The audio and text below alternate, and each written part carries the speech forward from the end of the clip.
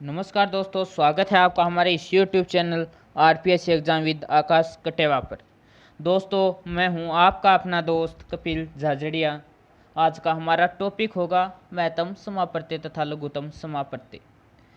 महत्तम समापत्ति तथा लघुत्तम समापत्ति जो आप 10th क्लास से पहले भी पढ़ते आ रहे हैं, जिसे कहते हैं एचसीएफ व एलसीएम। एचसीएफ व एलसीएम तो शुरू से ही चलता रहा, हमारी पढ़ाई में शुरू से चलता रहा है एचसीएफ तथा एलसीएम। देखिएगा गाइज, इसमें लिखा हुआ है कि दो संख्याओं का गुणनफल क्या होता है? उन संख्याओं का एचसीएफ गुणा उन संख्याओं का एलसीएम। मतलब कि हमें दे दे कि पहली संख्या मान लो ये है और दूसरी संख्या ज्ञात कीजिए। अगर उसका एचसीएफ ये है और एलसीएम ये हो, तो मतलब हमें दूसरी संख्या ज्ञात करनी है। पहली संख्या दे दे, उसका एलसीएम दे दे, उनका एचसीएफ दे दे, तो हमें ये फॉर्मूला वहाँ पर सेट करना है गाइज। फिर से देखिएगा, मान लो हमें दे दे कि पहली संख्या ये है, दूसरी संख्या ये है, उनका एचसीएफ ये एलसीएम ज्ञात करो, तो ये फॉर्मूला काम में आएगा। दो संख्या दे दे, एलसीएम दे दे, एचसीएफ पूछ ले, ये फॉर्मूला काम आएगा। एक संख्या दे दे, उसका एलसीएम दे दे, एचसीएफ दे दे और दूसरी संख्या पूछ ले, ये फॉर्मूला काम आएगा। कहने का मतलब है गाइज, ये फॉर्मूला बहुत बहुत बहुत वेरी वेरी इंपॉर्टेंट है इस टॉपिक के लिए। ठीक है गाइज, चलिएगा। दूसरा है भिन्नों का एचसीएफ। हम भिन्न में होती है उनका एचसीएफ कैसे निकालते हैं, फिर उनका एलसीएम कैसे निकालते हैं। भिन्न मतलब एक्स बट्टा वाई के रूप में। ठीक है गाइज, एक्स बट्टा वाई के रूप में हम उसका एलसीएम तथा एचसीएफ कैसे निकालेंगे? उससे पहले तो अंश बट्टा हर में लिखेंगे। तो अंश बट्टा हर में होती है भिन्न के रूप में, मतलब अंश बट्टा हर के रूप में। तो पहले हम अंश का एलसीएम या एचसीएफ अलग निकालेंगे, फिर हर का एलसीएम या एचसीएफ निकालेंगे। अगर हमें उन भिन्नों का एचसीएफ पूछा है तो अंश का एचसीएफ निकलेगा, मतलब ऊपर वाले का एचसीएफ ही निकलेगा। अगर एलसीएम पूछा है तो ऊपर वाले का एलसीएम निकलेगा। कहने का मतलब ये है कि गाइज, हमें भिन्नों का जो भी पूछा है, एलसीएम पूछा हो या एचसीएफ पूछा हो, मतलब हमें भिन्नों का जो भी पूछा है वो हमेशा ऊपर वाले का निकलेगा।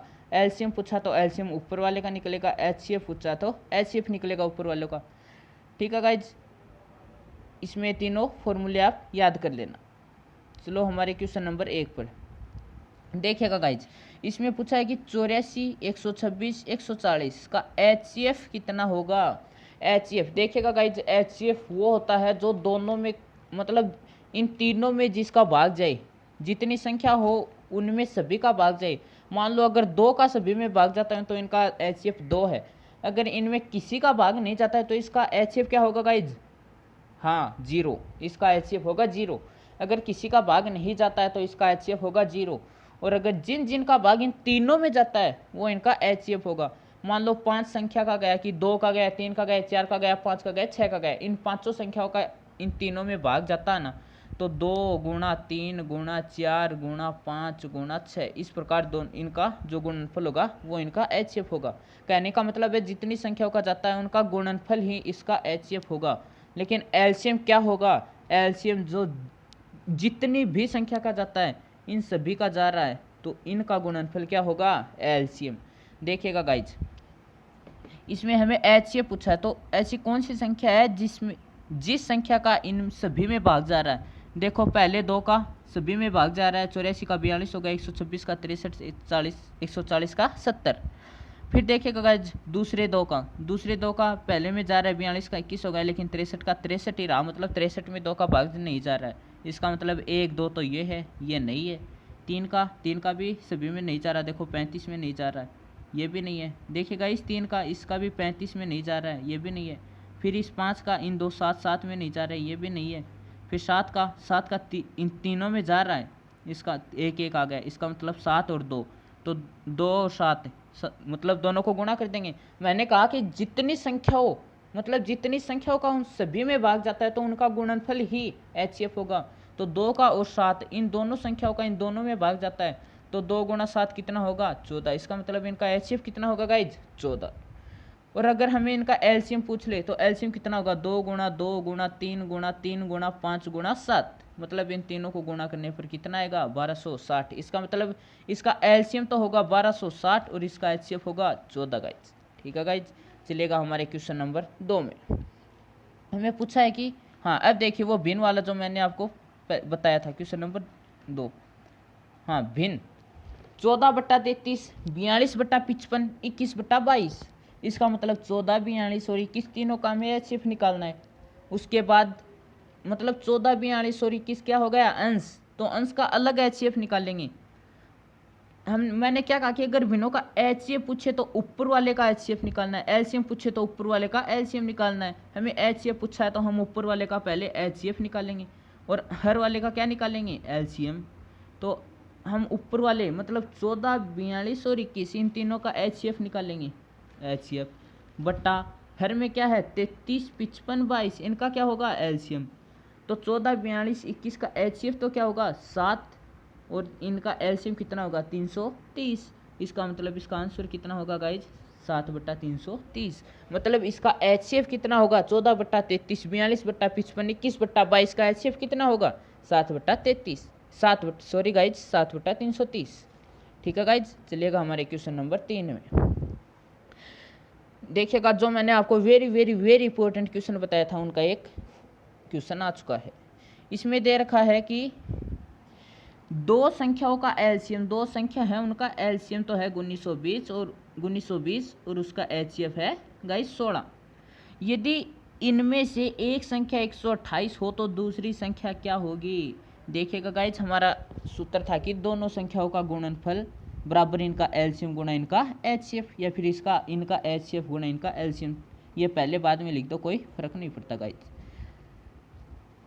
ये हमारा फॉर्मूला था, दो संख्याओं का गुणनफल बराबर इनका LCM गुणा इनका HCF। तो हमें पहली संख्या दे रखी है तो पहली संख्या लिख दी 128।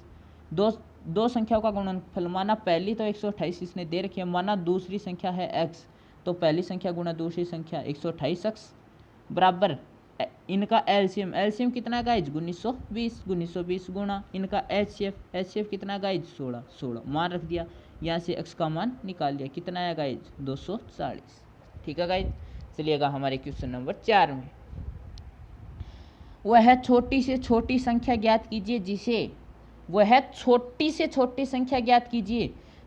14, 21, 28, 35 में से प्रत्येक से भाग देने पर, मतलब वो एक संख्या वो ज्ञात करनी है जिसे मतलब उस संख्या में 14 का, 21 का, 28 का और 35 का भाग देने पर प्रत्येक दशा में 5 शेष रहे, मतलब 5 शेष रहे। अगर हम इनका LCM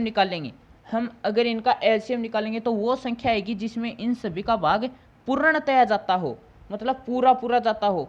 मान लो 70 आया, मान लो ये संख्या नहीं है, सपोज कीजिएगा गाइस ये तीनों संख्या नहीं है, ओनली 35 है और इसका हमने निकाल लिया 70, तो 35 का पूरा भाग जाता है इसमें 70 बार। लेकिन इसने पूछा क्या है कि प्रत्येक दशा में 5 शेष रहे, तो 5 शेष कब रहेगा जब हम इसमें 5 क्या करेंगे ऐड, इसका मतलब ये संख्या कितनी हो गई 75। अब हम इसमें 35 का भाग देंगे तो 5 शेष रहेगा। ये इस प्रकार पूछ रहा है गाइस, तो आप देखिएगा इसे, मतलब वह छोटी से छोटी संख्या ज्ञात कीजिए, मतलब वो कौन सी संख्या है जिसमें 14 का भाग देने पर, 21 का भाग देने पर, 28 का भाग देने पर, 35 का भाग देने पर प्रत्येक दशा में 5 शेष रहता है, मतलब 5 शेष रहेगा। हम इसका LCM निकालेंगे ना, LCM तो LCM में आएगा इसका 420। लेकिन 420 तो एक ऐसी संख्या है जिसमें 14 का भी भाग पूरा जाता है, 21 का भी पूरा जाता है, 28 का भी पूरा जाता है और 35 का भी पूरा जाता है। तो हम ऐसा क्या करें कि इसमें 5 शेष रहें। अगर भाग पूरा जाता है तो 5 और अधिक लाने के लिए क्या करने हमें ऐड करने होंगे। तो 420 में हम 5 ऐड करेंगे, कितना हो जाएगा गाइज 425। फिर से देखिएगा गाइज, इसने पूछा है कि वह छोटी से छोटी संख्या कौन सी है जिसमें 14, 21, 28, 35 में से प्रत्येक दशा में भाग देने पर, मतलब में से प्रत्येक दशा में, मतलब इनका उस संख्या में भाग देने पर, मतलब जो संख्या आएगी उसमें अगर हम इन चारों संख्याओं का भाग देंगे तो प्रत्येक दशा में 5 शेष रहेगा। LCM का मतलब वो होता है गाइज कि उन संख्याओं का उस संख्या में पूर्णतया भाग चला जाता है, मतलब पूर्णतया भाग चला जाता है। इसका LCM आता है 420, तो 420 ऐसी संख्या है जिसमें इन चारों का भाग पूर्णतया चला जाता है गाइज। इसका मतलब हमें 5 एक्स्ट्रा लाने। इसने कहा कि प्रत्येक दशा में, इसने कहा है कि प्रत्येक दशा में 5 शेष बचें, इसका मतलब इसे 5 शेष रखने हैं। 420 में तो 0 ही शेष रहेगा, मतलब कुछ शेष नहीं रहेगा, क्योंकि इन चारों का भाग 420 में चला जाता है। 5 शेष रखने के लिए क्या करने होंगे, हमें 5 ऐड करने होंगे, इसका मतलब 425। मतलब वो संख्या 425 है जिसमें 14, 21, 28, 35 का भाग देने पर प्रत्येक दशा में 5 शेष रहता है। देख लीजिएगा गाइज आप इसमें भाग देकर, अगर 5 शेष ना रहा हो तो 5 शेष रहेगा। ठीक है गाइज, चलिएगा हमारे क्वेश्चन नंबर 5 में। सेम वही क्वेश्चन है, बस थोड़ा सा अंतर है गाइज। वह छोटी से छोटी संख्या ज्ञात कीजिए। वह छोटी से छोटी संख्या ज्ञात करो जिसमें 8 घटाने पर, मतलब उसमें से 8 घटाने पर बची संख्या 16, 18, 20, 24 में प्रत्येक से पूर्णतया विभक्त हो। मतलब हमें अब की बार वो संख्या ज्ञात करनी है जिसमें से हम अगर 8 घटा दें तब इनका भाग पूरा पूरा चला जाएगा। तो हम अगर इनका एलसीएम निकालेंगे तो मान लो एलसीएम आया x, ये हमारा एलसीएम आ गया, मान लीजिए गाइस हमारा एलसीएम ये आया है। तो एलसीएम का अर्थ मैंने क्या बताया था, एलसीएम का अर्थ ये होता है कि इन जितनी संख्या होती है उनका भाग पूर्णतया चला जाता है। तो इन XYZ मान लेते हैं गाइज, XYZ। तो XYZ इनका मान लो एलसीएम है, तो XYZ में तो इन चारों का भाग पूर्णतया जाता है। लेकिन इसने क्या कहा है कि वह छोटी से छोटी संख्या ज्ञात करो जिसमें से 8 घटाने पर शेष बची संख्या में इन चारों का भाग जाए। मतलब जो संख्या आती है उसमें से अगर हम 8 घटाएं तब इन चारों का भाग जाए। मतलब देखिएगा गाइज मैं आपको समझाता हूँ, हमें दे दी 23 और किसी ने कह दिया कि वो क्या बताऊँ गाइज, हाँ फिर से देखिएगा, किसी ने कह दिया कि वह संख्या ज्ञात कीजिए जिसमें हम 5 का भाग देने पर, नहीं वह संख्या ज्ञात कीजिए जिसमें से हम 3 घटाने पर उसमें 5 का भाग पूर्णतया चला जाता हो। तो वो संख्या क्या होगी गाइज, 23। हम ऐसे कुछ भी मान सकते हैं, मान लीजिए वो संख्या 23 है गाइज, तो हम 23 में से 3 घटाएंगे, कितना बचेगा 20, और 20 में 5 का भाग पूर्णतया 4 बार जाता है गाइज। ये सेम उसी प्रकार का क्वेश्चन है। इसने पूछा कि वह छोटी से छोटी संख्या ज्ञात कीजिए, मतलब वो कौन सी संख्या है जिसमें से अगर हम 8 घटा देना तो जो संख्या बचेगी उसमें इन चारों का भाग पूर्णतया चला जाएगा। तो वो संख्या क्या है गाइज, पहले हम इनका एलसीएम निकालेंगे। तो एलसीएम क्या होगा गाइज, एलसीएम वो चीज़ होती है गाइज जिसमें मतलब जितनी संख्या दी होती है उन संख्याओं का सभी का भाग जाता है। तो इनका एलसीएम आएगा गाइज 720। तो 720 एक ऐसी संख्या है जिसमें इन सभी संख्याओं का भाग पूर्णतया जाता है। लेकिन इसने कहा क्या है कि इस संख्या में से 8 घटाने पर शेष बची संख्या, तो अगर इसमें से हम 8 घटाएंगे तो बचेगा 712, लेकिन 712 में इन संख्याओं का पूर्णतया भाग नहीं जाता है। तो इसने पूछा कि उस संख्या में से हम 8 घटाएं तो जो शेष बचती है उसमें इन चारों का भाग जाए। तो हम इनका एलसीएम निकालेंगे 720। ये संख्या वो है जिसमें इनका पूर्णतया भाग जाता है। लेकिन इसने पूछा क्या कि 8 घटाने पर, इसका मतलब हम इसमें से 8 ऐड कर देंगे तो कितने आ जाएगा, 728 आ जाएगा गाइज।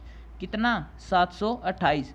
इसका मतलब अब हमारी कंडीशन देखिए, वह छोटी से छोटी संख्या ज्ञात कीजिए जिसमें से 8 घटाने पर शेष बची संख्या में इन सभी का भाग पूर्णतया चला जाता है। तो वो छोटी से छोटी संख्या है 728, क्योंकि 728 में से अगर हम 8 घटा देंगे तो बचेंगे 720, और 720 में गाइज 720 में इन सभी का भाग पूर्णतया जाता है। ठीक है गाइज, अगर वीडियो अच्छा लगे तो लाइक, शेयर और सब्सक्राइब ज़रूर कीजिएगा, और सब्सक्राइब के साथ साथ बेल आइकन वाली घंटी के चिन्ह को भी दबा लीजिएगा ताकि हमारे आगे आने वाली वीडियो के नोटिफिकेशन आपको टाइम पर मिलते रहे। थैंक यू दोस्तों वीडियो को पूरा देखने के लिए। जय हिंद, जय भारत।